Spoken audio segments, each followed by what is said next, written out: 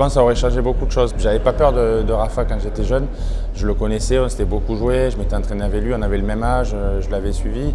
Donc je savais que je pouvais le battre. Alors, un voyageur dans le passé bouge une chaise et Tennis Magazine fait sa une sur Nadal et pas sur toi. C'est pas les mêmes pays, la France et l'Espagne c'est totalement différent, donc déjà c'est compliqué parce que je te dis en France ça va vite, dès que tu es un peu précoce, il y a des choses qui ne se passeraient pas en Espagne, où en Espagne il y a eu énormément de champions du Grand Chelem, voilà, non, c'est différent, c'est pas les mêmes spécificités.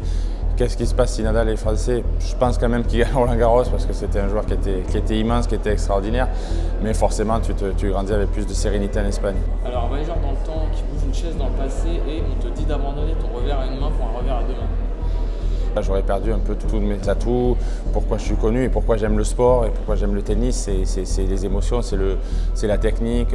Moi quand je vais voir un spectacle ailleurs, c'est pour ça. Un voyageur dans le temps bouge une chaise dans le passé et à Historique 2004, tu bats Rafa 7-6 au dernier set. Je pense que ça aurait changé beaucoup de choses parce que j'avais pas peur de Rafa quand j'étais jeune. Je le connaissais, on s'était beaucoup joué, je m'étais entraîné avec lui, on avait le même âge, je l'avais suivi. Donc je savais que je pouvais le battre. Là, à Monaco, je n'étais pas loin. Il y a à Toronto aussi, il y a eu au Masters, il y a eu énormément de matchs où j'ai été très proche, où je peux largement gagner. Et après, ça m'a donné quand même de plus en plus de difficultés, de voir que je perdais. Voilà, plus tu perds sur un joueur, plus c'est difficile de le battre après. Donc ça m'aurait fait beaucoup de bien de le battre pour la première fois à Estoril. Je pense que ça aurait pu changer pas mal de choses. Un voyageur dans le temps bouge une chaise dans le passé et Roland Garros 2013, tu bats Rexham au 5e set. Ouais, je gagne le match, forcément, mais j'ai fait 5-7, on a joué 5 heures de match.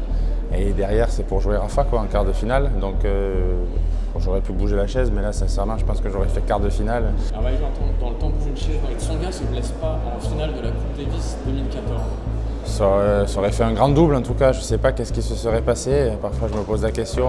Federer, Wawrinka, Tsonga et moi, ça aurait été un double incroyable. Mais après, voilà, il s'est blessé. Ce que je sais, c'est qu'il a toujours tout donné à l'équipe de France.